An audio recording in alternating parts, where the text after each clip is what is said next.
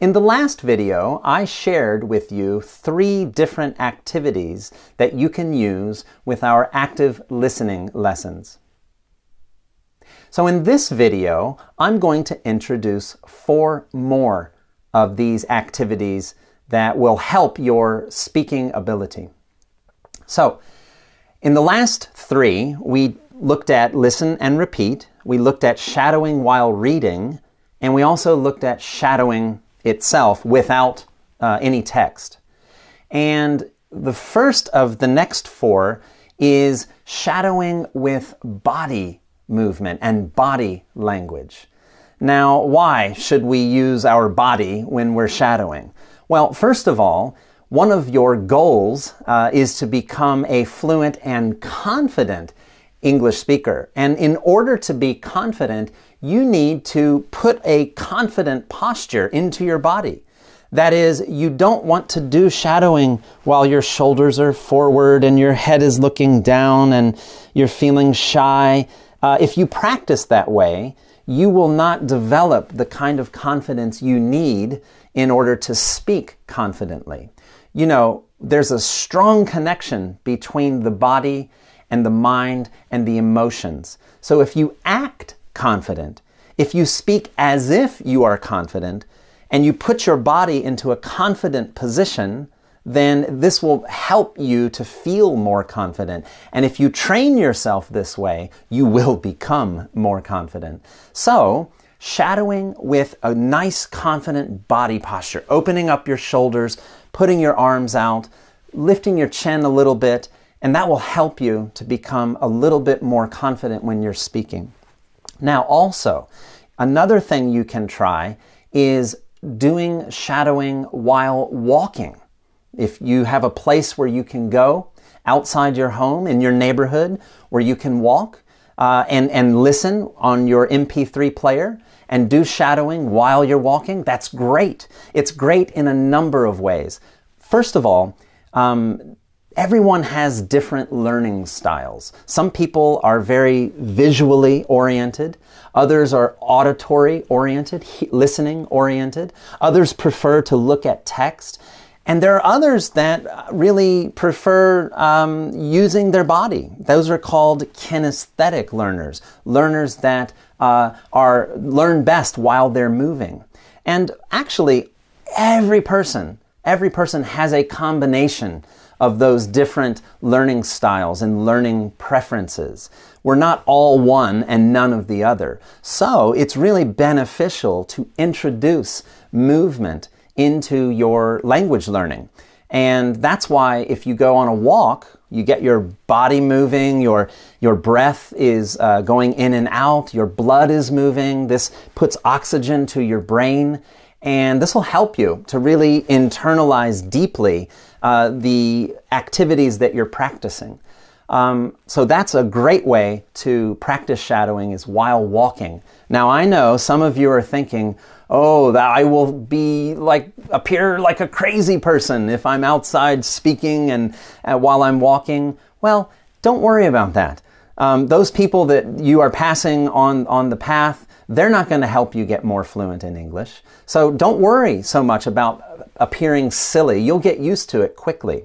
Also, another thing you can do, you don't have to speak out. You can do it internally.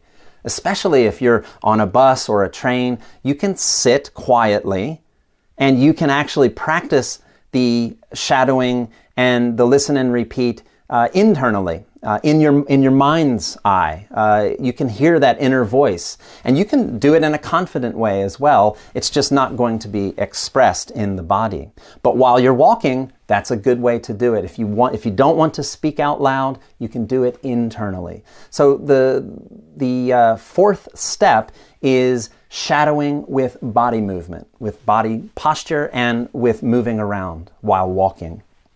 So, step number 5. This is something you can do where you do not use the audio at all. And this is called read aloud. And before you read aloud, it's important that you've already listened to the audio many times. You've already practiced listen and repeat, and you've already practiced shadowing. So already you have internalized the intonation, the pronunciation, the text. You have a good feel for how it sounds and how it's supposed to be delivered. So all you do is you take your text and you read it out loud with the same intonation and pronunciation that you trained yourself through shadowing. So it would be something like this. Running a marathon has always been a test of human strength and willpower. To run a 42-kilometer race is impressive for people in their 20s and 30s, but almost unheard of for the elderly. So that's easy enough, right? But you make sure you do it after you've done shadowing. Now, the sixth step is similar. It's called speak aloud.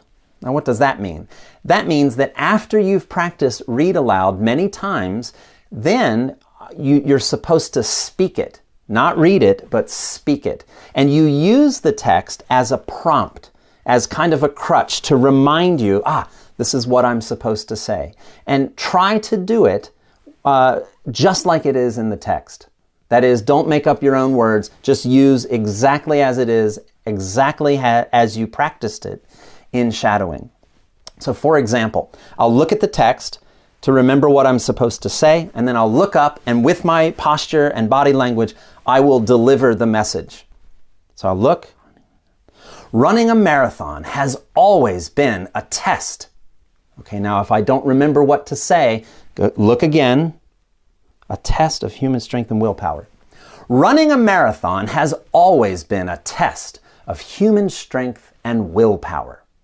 Okay, notice I'm looking forward with gestures and body language while I'm speaking. Never, in this exercise, never speak while looking at the text. You should be speaking and maybe even imagining talking to another person. And now look down again to run a 42. To run a 42-kilometer race is impressive for people in their 20s and 30s, but almost unheard of for the elderly. So take the listening text and use it this way to speak aloud, not read aloud. So when you've done that, you're ready for the final step, which is challenging, and that is to retell the story in your own words with no text, with no audio, in a confident body posture, and try your best in your own words. You don't have to memorize it. Just do it in your own words. You've practiced many, many times. Now's the time to retell that story. See if you can do it. So I might start by saying, running a marathon is a test. It's a challenge. It is really impressive for people in their 20s and 30s to run a marathon. But what about older people, elderly people? Did you know there's a guy named Thaujia Singh who ran his very first marathon at the age of 89? Isn't that amazing? So I'm retelling the story just like it is, but I'm using my own words. And that is speaking. It's speaking fluently. It's speaking confidently. And this is why you are training and using the active listenings with these 7 different activities, different exercises to train you to speak better. And of course, you can apply all of these in the active speaking lessons that you get each month in our core audio downloads, and also each week that match the listening fluency exercises that we publish on our website. So, just like you did before, go back to the active listening, and I want you to practice these 4 things. Shadowing with body movement, reading aloud, speaking aloud, and retelling the story. And when you've done those 4 things and you're really feeling confident, go out and tell somebody the story. Find another English speaker or get on our Conversation Connect and connect with another member and tell them the story and talk about it. Ask questions about it. Share your opinions. That's how you're going to get fluent in English. So, good luck, work hard, work a little bit every day, and you will achieve what you're trying to do, which is to become a better English speaker and have fun doing it. Okay, see you.